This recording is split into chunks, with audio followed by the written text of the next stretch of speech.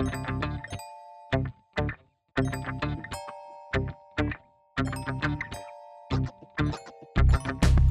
we're back with another episode of the Audience Podcast. I am your favorite co-host. As you know, Craig's not around today. I'm bringing on somebody that I've known for, I think, now a decade, Jennifer Bourn. She's running something called Content Camp, and you can find it at contentcampworkshop.com. And she's offering you, the audience listener, 50% off, an already ridiculously low price for this workshop. She's priced it at $97. You can get it for 50% off. It's a 3-day hands-on workshop that you will walk away from having a year of content prepared for your content marketing efforts. So a lot of you that email me here at Cassos, you can email me, matt@cassos.com, and you need help growing the audience, getting more downloads, getting more listens.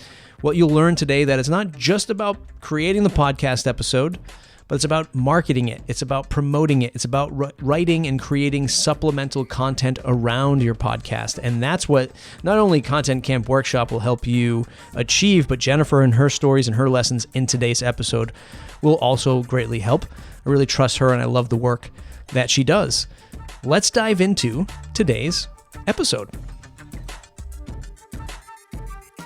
Content marketing informs and educates your audience, positions you as an expert, and encourages people to take action, to buy, to register, to sign up, whatever it might be. And let's face it, most of us know we need to be doing it, and we may even know what we actually need to be doing, but are we actually doing it? A lot of times, no, because life gets in the way, business gets in the way, we're busy, we don't have a plan, we don't know what we're going to write about, so we put it off and we say, I'll do it later, I'll do it later, I'll do it later. Then weeks and months go by and we haven't published anything. Content Camp gets you past all those roadblocks, maps out a year of content, and gives you a plan so you know what to say, what to do, and how to get it out there so as many people get their eyeballs on it as possible.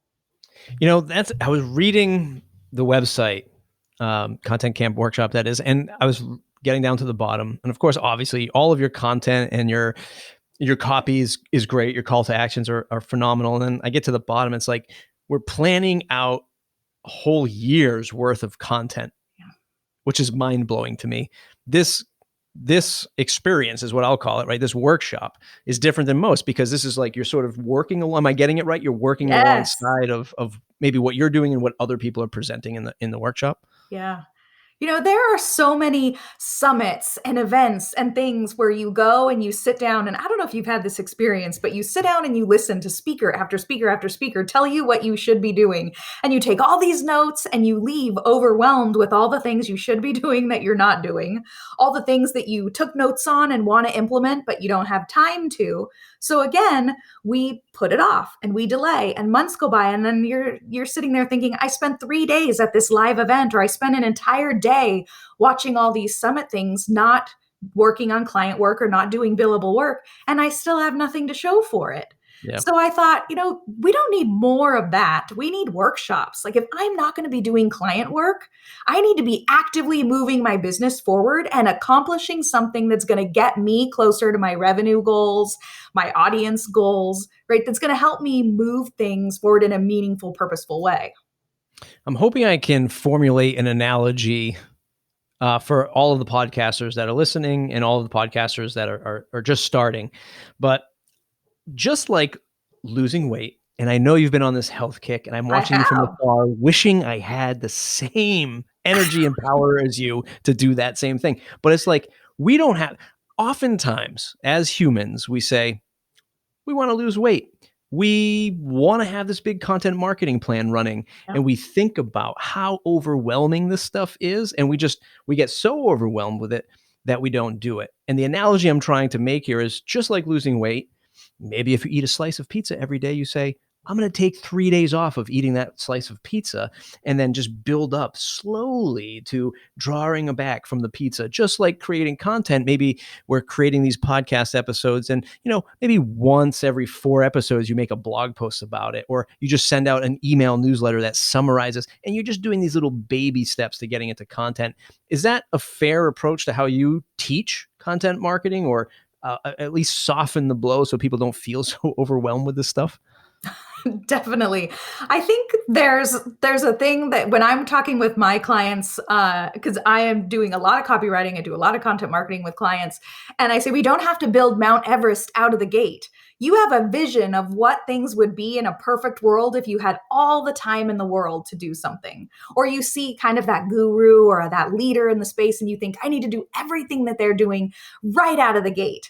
And that's not realistic, right? When we set those huge giant goals, that's when we don't achieve them. It's hard and then we get frustrated and we give up. So when Yeah. you break it down into little baby steps and little things, I say let's just add one new thing right at a time. And let's do that for a few weeks and make it a habit. And once we're used to doing that one thing, let's add another and get used to that becoming a habit. Yeah. So the idea isn't that we're always recreating the real and recreating new things, but it's taking the content we're already working on and looking at what's one thing I could do to get extra mileage out of this. What's one thing that I could do to expand my brand, get more eyeballs, on the work that I'm putting together and to get more people into my community, right? Into my world. Yeah. Uh, Podcasters who are creating podcasts already, if your clients have experienced this, if you've experienced this, I'm biased that creating a podcast is easy for me. I'm assuming that most people listening to this episode today, podcasting comes more natural to them, but the blogging doesn't, the email newsletter doesn't, the social media doesn't, right? For maybe a majority of people.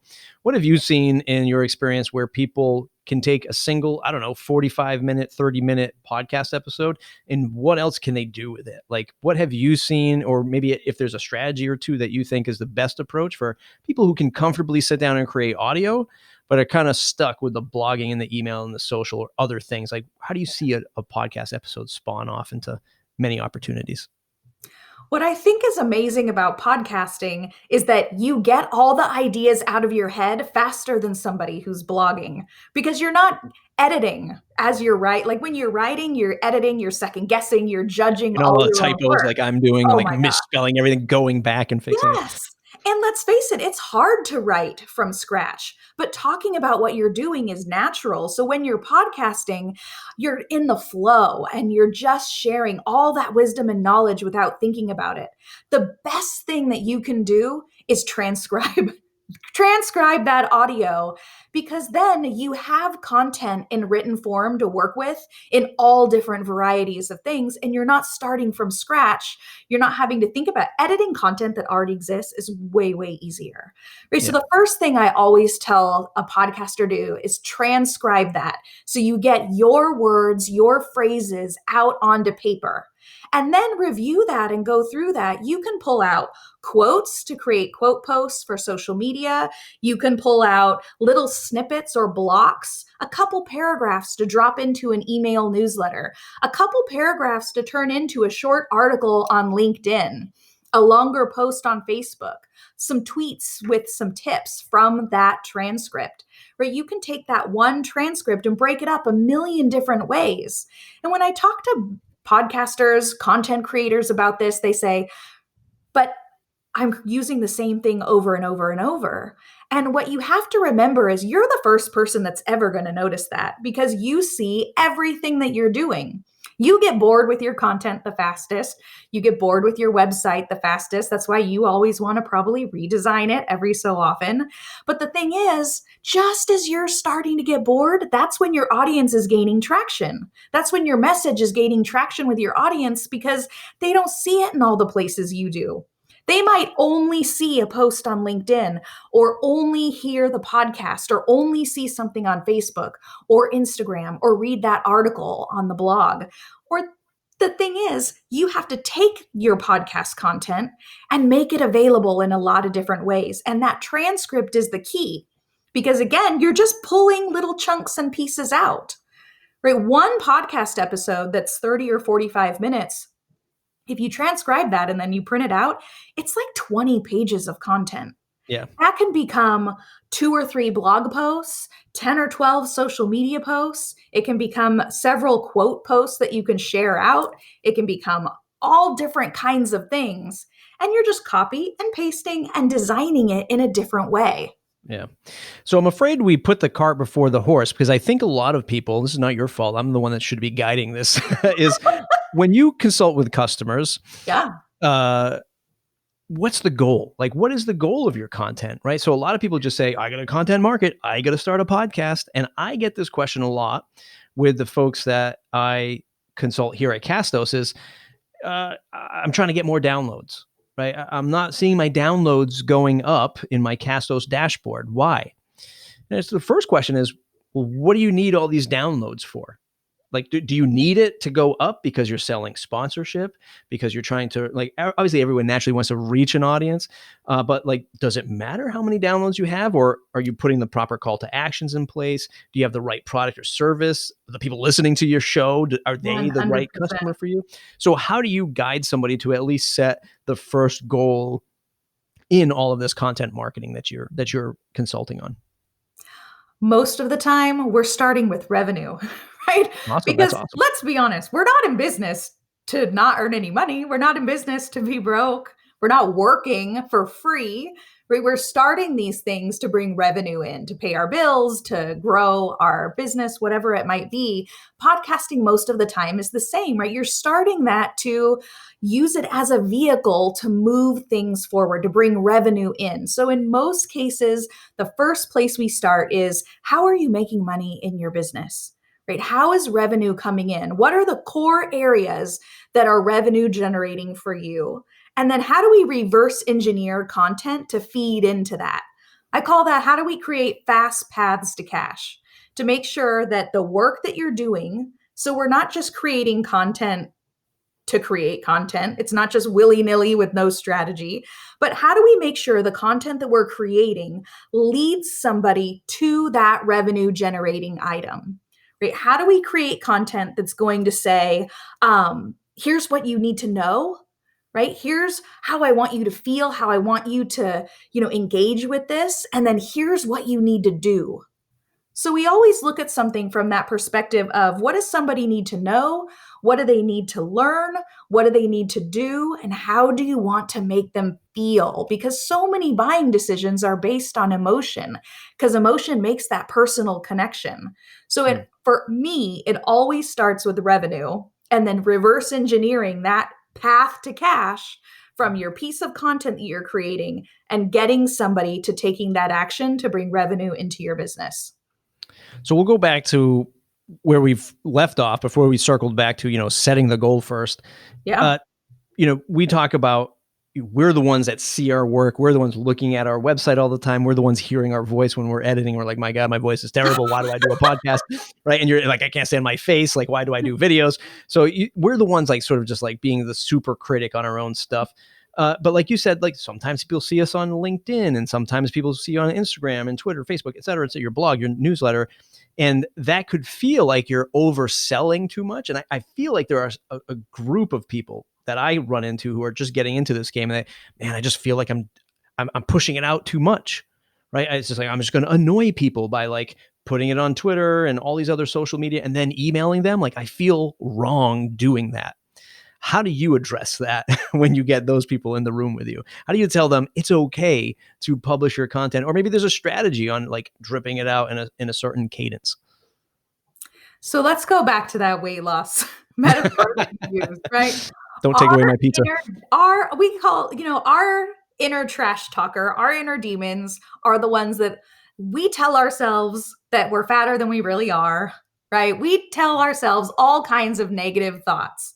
I can't lift that much weight. I can't do that much cardio. I'm not a runner, right? I'm too fat to wear those tight pants, right? Whatever it is that we're telling ourselves, most of it is not true. That inner dialogue, that trash talk that we tell ourselves, it isn't just personal. It shows up in your business too. That inner kind of trash talk is the one that's going to say, you're putting yourself out there too much. You're doing too much. You're selling too much. You're pushing too much. And you have to realize that sometimes that's just fear showing up, and it's testing you to see, how bad do you want this? Right? How bad do you want this? So you have to recognize that that trash talk isn't reality, right? It's fear creeping in. It's like fear of maybe being judged, of being seen, of having somebody say, "Who do you think you are to put all this out there?" Right? Those are real emotions that we feel when we put ourselves out there and we make ourselves visible. So I think part of that is recognizing that little bit of fear that we might have, or that internal dialogue that might be talking, and saying, I recognize that, but I'm going to push forward and do this anyway. I think one of the best pieces of advice I ever got from someone was to look at, once you launch something like a podcast, your number one goal becomes helping people figure out that it exists. And if you don't market it, if you don't share it, if you don't constantly put that word out there, you're robbing someone of the opportunity to connect with you and to learn from you and to benefit from all the knowledge and the wisdom and the experience that you have. By not getting out there and not sharing your content across all of the platforms that you have available to you, you're robbing someone else of the opportunity to advance their goals. Right? You might be the difference between someone achieving their goal and not achieving their goal. And if you hold back, then you're not going to be able to help those people.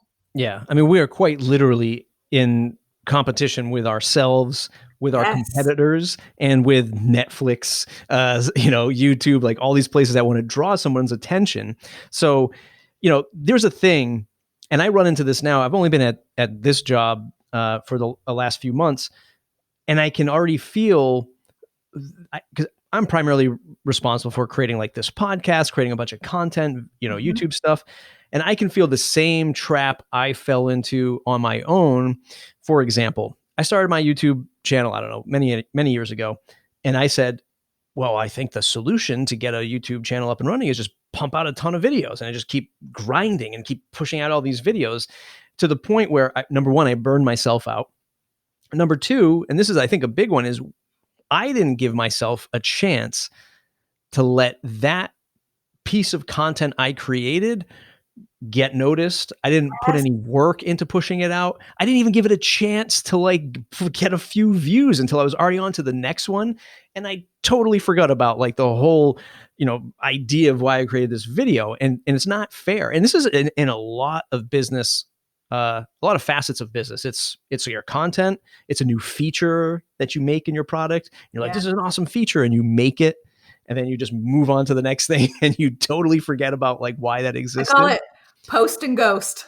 Yeah, it's post and ghost. I mean, how do you control, so for content marketing, do you tell people, you know what, focus on one piece of content a month and then just break it down into many areas, like core content, and then break it down in many areas? How do you do that? How do you fight the post and ghost? It is hard because it is way easier to just create another piece of content than to market the content you've already created. Because part of it is, I think there's this innate feeling of, I'm not doing enough, right? Everybody else is producing more than me. They're launching things, they're creating new things, they're pushing stuff out. And you think, I have to create to keep up. But the reality is, if you look at some of the best, most successful content marketers out there, they're not creating as much content as you would think. They're creating one core piece, and a podcast episode is one of the best things that you could start with, right? But they're creating one core piece of content, and they're repurposing it over and over and over in different ways for different learners. Some people are visual, some people are audio, some people prefer video. People are engaging, like we said, on different platforms. But you can take that podcast episode, and instead of just pumping out another episode, and just letting it fend for itself and maybe hope Google picks it up, spending time on marketing it gets you such a better ROI, because you can take that effort. Again, for me, it starts with that transcript, but take that podcast, turn it into an article on LinkedIn. A few days later, post about it on Facebook, drive traffic back to that episode. Maybe you then turn it into a post on Medium and you drive traffic back to that episode. Then maybe you say, all right, I'm going to then create a script for a YouTube video and drive people back to that episode. All the different things you're doing, a Medium article, a LinkedIn article, a Facebook post, an Instagram story, an Instagram newsfeed, a blog post, whatever it might be, you're constantly driving people back to that original episode. So if you're trying to get sponsorships and you need to show a lot of downloads, how are you going to get the downloads that you want if you're posting and ghosting and you're constantly moving on to the next thing? Yeah. You want to really boost those downloads. You want to get that engagement. It's creating all these other little pieces of content that drive traffic back to that episode for people to engage with and download. Creating a podcast is difficult already. Creating content is difficult 100%. already. And we're trying to go into a million directions. And again, most of the number one question that I see come across my desk at Castos is, how do I get more listens to my podcast? So if you're listening to this and you're asking yourself that question and you're about to email me, matt@castos.com, and ask, hey, Matt, how do we get more downloads? That was the answer. And I'll take it even a step further. One of the things, and Jennifer, hop in too, if you've done this in the past, like I do a local podcast, like local to my community, and it's just covering entrepreneurs. It's like everything I've been doing for the last 10 years on the internet about entrepreneurship, and I do it locally in the south coast of Massachusetts. And one of the things I did, because I already knew what it took to launch a podcast, is I did a podcast about local co-working spaces. Like I did it on my own. I did a local podcast. Mm-hmm. I covered all the local co-working spaces because, number one, I knew that if anyone's going to listen to podcasts, it's going to be most likely people who go to co-working spaces. Yeah. So I covered like, hey, here's all these awesome co-working spaces in the South Coast, because it's fairly new. This is co-working in the South Coast, fairly new concept. And so I did like this roundup, and then I emailed all of the co-working spaces after I made the episode. I said, hey, I featured you in this podcast, just letting you know, like if it's something that you want to share, feel free to share it. Here's the link. Here's the episode. See you later. Bye. And then I got 3 out of the 5 co-working spaces that I emailed sent me email back. This is amazing. Like they don't have anybody writing about them or talking about them, in the media at large. They put it in their newsletter. They put it on their Facebook post or page. So what I'm getting at here is there's like this extra layer of you can actually work for your content too and showcase people or brands or organizations and say, hey, I did some cool things for you. Please share it. Piggybacking. Right? That's what I call it. That's what I see. Look, I have to take this course. Somebody else's brand, right? Yep. The fastest way to get other people to share your stuff is to say great things about them, right? And Who knew? What would they want people to know about their brand? But the thing is, when you're talking about topics, when you're talking about people, when you're talking about different things, if you really want to gain visibility fast, you want to look at what people. Like, who is my audience listening to, paying attention to, following? Who is my audience turning to for information? What centers of influence are they following? What brands are they following? And then in your content, mention those people and those brands, tag them in social media, get them in your blog post, get them in the transcripts of your podcast. So when people start Googling those people and those brands, your podcast starts showing up. That was one of the things I did early on in my business. Is I was working a lot at the time with female entrepreneurs, female solopreneurs. And there was a woman in the space at the time that had a huge following. She was kind of the leader and the pioneer of women starting businesses online, launching online businesses. And so I invested, $3,500 in a ticket to go to her event. Right. And then I started blogging about the event and what I learned. And people who were Googling her because she was teaching people how to get online and she was telling everybody they needed a website and I built websites, they were Googling her and finding me because my blog was mentioning her, my content was mentioning her and what I learned and then leading into my services. And people would say, well, I was Googling her, but I came across this post that you wrote and I actually need what you do. So I piggyback on a well-known brand to bring some of that traffic and attention into my own business. Funny story, and this shows the power of podcasting. I had a similar incident, and I call it an incident because I interviewed a gentleman once, and I won't say his name so we don't link it, but he's a great guy. And if you do want to know who he is, you can always email me. We talked about how to charge your customers $100,000 for websites, right? He worked at Oh a yeah. big agency, like all this stuff.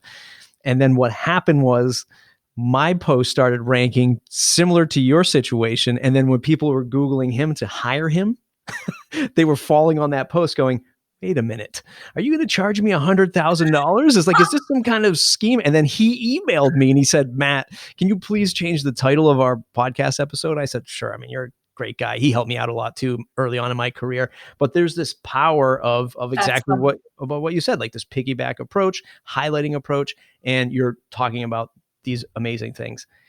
If people have just started their content marketing efforts with podcasting, and that's all they've been doing these last few months of their podcast, what do you think the next best thing is for them to do to create content to start to reach these audiences and these methods that we've talked about? Is it a blog? Is it a newsletter? Like, what do you think is the best next step for somebody who just has a podcast right now? If the only thing you're doing is podcasting and you had to say, what is my next one step? Before a blog, before a newsletter, right? Because let's face it, your newsletter can be an RSS feed of the stuff from your post, right? Before you get into time intensive things, blogging, newsletters, those are serious, more serious commitments.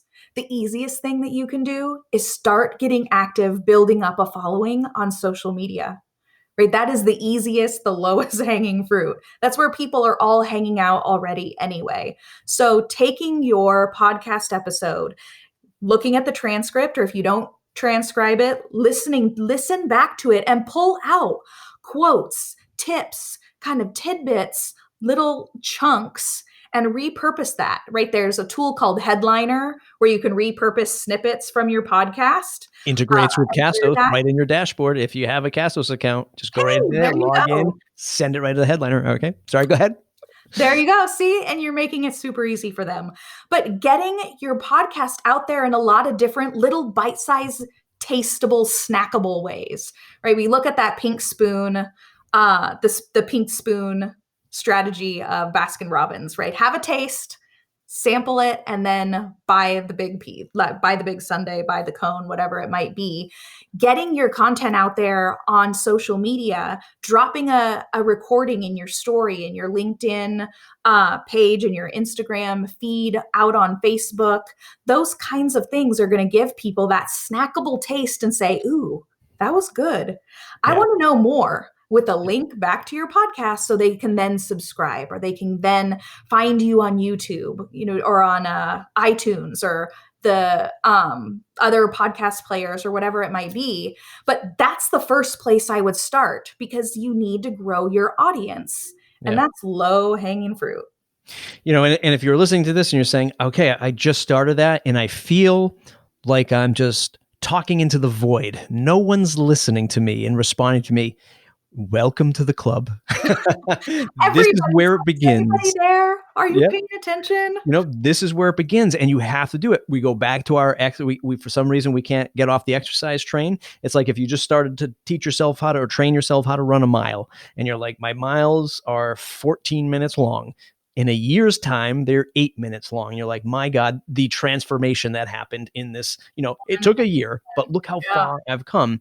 That's the same thing with a lot of this stuff. You are talking into the void for a little bit, right? And maybe you're doing these social media posts, and then in 6 months, people are starting to engage with you on these posts. Then you start a Facebook group, right? And then it's like, okay, so now I can centralize everything and I can have deeper communication, in this Facebook group, right? And you're still on social media for a year. Free community Facebook groups that go with a Yeah. podcast. Love them, right? In every episode, at the end of every post on your site, inviting people into your world, into your community, to get more, to connect with you on a deeper level, right? There's so many times that people might think, oh, that's an interesting, that was an interesting episode, right? That was an interesting quote. Oh, I liked what they posted there. But they don't really start caring until they connect with you, the host, on some kind of personal level. So engaging and sharing little peeks behind the scene of your life, little snippets of what's going on, giving people different ways that they can connect with you, really makes them take interest in what you're doing and builds up that desire of like, ooh, there's a new episode. I have to go check it out. I Yeah. want to know what they're going to say. Yeah, I've been getting a lot deeper into just exploring like communities and like private Facebook groups and private communities and course creators and things like that, because we just rolled out private podcasting at Castos. So you can actually have your own private podcast for your listeners that either paid That's you or cool. joined a group. So it doesn't go out to iTunes. They can just subscribe to it. And it's a big thing like we've been working on. So now I'm getting deeper into that world. I've been there in the past, as you know, like through WordPress and things like that. We've all both explored these types of things before.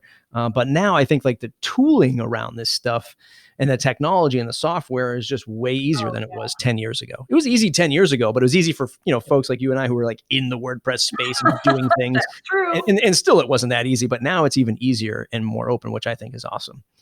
Yeah, I just did a lesson yesterday on selling recurring design services. And one of the things that we were covering were all of the apps and the tools that are available today that are making things easier for the layperson to do technical things, right? So in terms of if you're looking at like, oh, you say create quote posts, put, bits of text and quotes and snippets from my podcast into graphics to post on social media. That's hard, but actually, with the right tools, it's not really difficult, right? Yeah. There's an app called WordSwag. Have you heard of this? I have not. Oh my gosh. There's an app called WordSwag. They also have one called, I think, Story Swag for stories. But WordSwag, you literally can copy and paste in a piece of text, a quote, anything. Pull that snippet from your podcast episode, paste it in. It creates it on the fly for you. It does typography. It does everything for you. It takes the design thinking out of design and makes every person a designer. So creating those graphics to go along with your podcast episodes becomes super easy. And I can tell you that my daughter, who's 17, I'm like, hey, we have a client that needs a bunch of quote posts done for social media. And she's like, got this. She'll do like 15 or 20 of them in an hour while she's watching a Netflix show on her phone. Yeah. Right? These are things that don't have to be really difficult if you just find the right tools that make it easy for you. Yeah, I'm looking at it right now. It does look pretty cool. I'm going to install it as soon as we're done. So let's just talk about the content camp. Again, for those of you listening, you should have heard me say at the top of the show a special coupon code to save 50%, which is ridiculous because it's already affordable as all heck. On sales, you save extra. So if you use the coupon code CASTOS, just the word CASTOS, you'll save 50% at Content Camp. And Jennifer, okay, look, so we're all, we've been on Zoom. COVID has forced us into this online world, or forced some of us onto this online world that we've never been before. And we're Zooming all the time. We're Skyping all the time. We're doing all these things. What's mind blowing to me is this is more of like a workshop, kind of hands-on. I don't want to commit it to you, but like a hands-on thing that people can engage with. It's not just sit back, watch a speaker. Give us the rundown again, go a little bit deeper this time. Like, what do you think what's the biggest value points people are going to get by joining the camp? I think the biggest thing that you get from participating in Content Camp, the biggest thing we heard from attendees last year was, I knew what I needed to do, but I didn't have a plan. And I kept saying I was going to create a plan, and I kept putting it off because I knew it was going to take a lot of time. Content Camp is 3 days, right? 3 days, 5 workshops a day, plus some hot seats. But the workshops, the first 15 or 20 minutes is instruction. Then we come together on a live working Zoom call. This isn't a presentation on Zoom. It's you log in and do the work. And you're not doing the work on your own. We don't leave you to figure it out. Like, we taught you something, go figure it out on your own. You get a workbook that is over 200 pages of worksheets and fill in the blanks and prompts and templates and frameworks to make taking action super easy. So we're going to walk you through step by step the instructions in the first 15 or 20 minutes of the strategy, the framework, the tactic we're talking about. Then we're going to come together on Zoom and you're going to work through the worksheets and the framework and take facilitated action. So you're not left on your own to figure it out. And because we're all on Zoom together and it's open, you can just say, hey, I got a question. Can I get some feedback here? Can I read this to you? Can I read what I wrote? Can you tell me what you think? And get immediate on the spot feedback. So you're actually working on your business instead of just sitting and listening. So by the time Content Camp's over, you'll have a year of content mapped out, a plan of how you're going to tackle your content marketing to get the biggest ROI on those efforts. And you're going to really understand your content foundation more. So the message you're putting out there really resonates with your audience and gets people to take action. ContentCampWorkshop.com, ContentCampWorkshop.com. Don't you dare email me asking, how do I get more listeners, if you didn't take advantage of the 50% off with coupon code CASTOS at Content Camp Workshop without taking it? Will people be able to, obviously, besides the hands-on, can they buy it and replay it? Or no, it's just a in live person. You only get it if you tune in for those 3 days. You will get it all the way through December 31st. That's so awesome. We know sometimes you might have, like, Content Camp is happening the 20th through the 22nd. So you might already have some meetings booked. You might already have some commitments or childcare stuff going on, and that's okay. We know, right? We're all juggling those same things. So if you can't make it to something live, you have access to those recordings all the way through the end of the year, so you can revisit it whenever it works for you. ContentCampWorkshop.com. Jennifer, thanks for doing the show. Everyone else, Castos.com/subscribe, join the newsletter. And I should have said, I keep forgetting to say, Castos.com/podcast grader.